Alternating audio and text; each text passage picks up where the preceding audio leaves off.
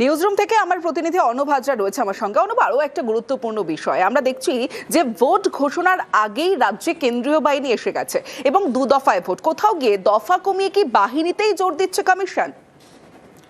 দেখো, এখনো পর্যন্ত যা সিনারিও তাতে কিন্তু সেদিকেই কমিশন হাঁটছে।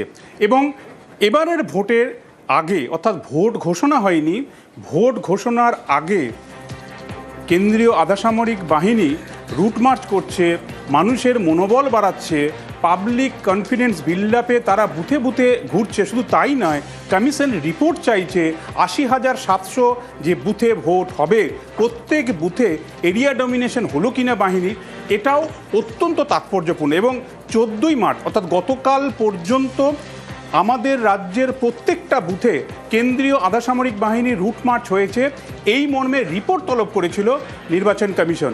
কাজেই এই বাহিনীর ওপর গুরুত্ব যে এবার অত্যধিক দিচ্ছে কমিশন, তা এক প্রকার নিশ্চিত। এবং এই জায়গাতেই ইতিমধ্যেই জানি আমরা 240 কোম্পানির আধাসামরিক বাহিনী রাজ্যে প্রবেশ করেছে, তারা বিভিন্ন জায়গায় রুট মার্চ শুরু করেছে স্থানীয় থানাকে নিয়ে। এর পাশাপাশি 480 কোম্পানি যে কোনো সময় হয়তো রাজ্যে এসে পৌঁছাবে। তবে এই 480 কোম্পানি নয়, আরও বাহিনী বাড়বে এমনটা আমরা জানতে পারছি। তার দুটো বিষয়, যে যে জায়গায় ভোট হচ্ছে, অর্থাৎ মোট 5 জায়গায় ভোট হচ্ছে, পন্ডিচেরি বাদ দিয়ে আরও বাকি 4টে রাজ্যে, আমাদের রাজ্যে ধরে কেরালা, তামিলনাড়ু, আসাম। কেরালা এবং আসামের ভোট কিন্তু 23শে এপ্রিলের আগেই শেষ হয়ে যাচ্ছে। কাজেই সেখান থেকে আধাসামরিক বাহিনী আমাদের রাজ্যে আসবে এই ভোটকে অবাধ শান্তিপূর্ণ করতে, অন্তত কমিশনের কৌশল অনুযায়ী।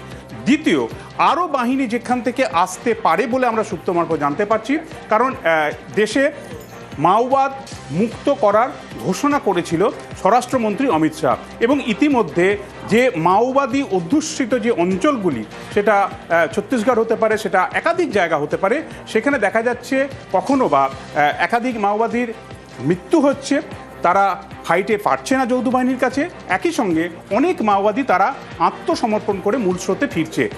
এই জায়গাগুলি যেখানে সারা বছর ধরে আধাসামরিক বাহিনী মোতায়েন করতে হতো, সেই জায়গাগুলি তুলনায় এখন অনেকটা শান্তিপূর্ণ হওয়ার কারণে সেখান থেকেও একটা বড় পরিমাণের ফোর্স কিন্তু সেখান থেকে আমাদের রাজ্যে আসবে, এমনটাই সূত্র মারফত খবর।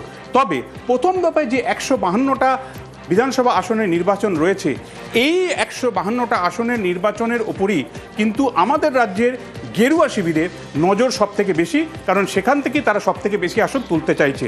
এবং সেই জায়গায় 80,719 মতো আমাদের বুথ রয়েছে, সেখানে যদি ভোট করতে হয় তার মাঝামাঝি, আমি 152 যদি 40,000 বা 45,000 বুথে যদি প্রথম দফায় 23শে এপ্রিল ভোট হয় এবং প্রতি বুথে যদি আধাসামরিক বাহিনী মোতায়েন করতে হয় এবং তাদের যে নিয়ম, অন্তত হাফ সেকশন আধাসামরিক বাহিনী একটা বুথে দিতে হবে, বা দুটো বুথকে একসাথে ক্লাব করে একটা প্রেমিসের মধ্যে হাফ কোম্পানি বা এক কোম্পানি ফোর্স রাখা, সেই জায়গাটা দেখতে গেলেও কিন্তু অন্তত পক্ষে প্রথম দফার ভোটে 1000 কোম্পানি বা তার থেকে আর আশেপাশে বাহিনী কিন্তু প্রয়োজন রয়েছে।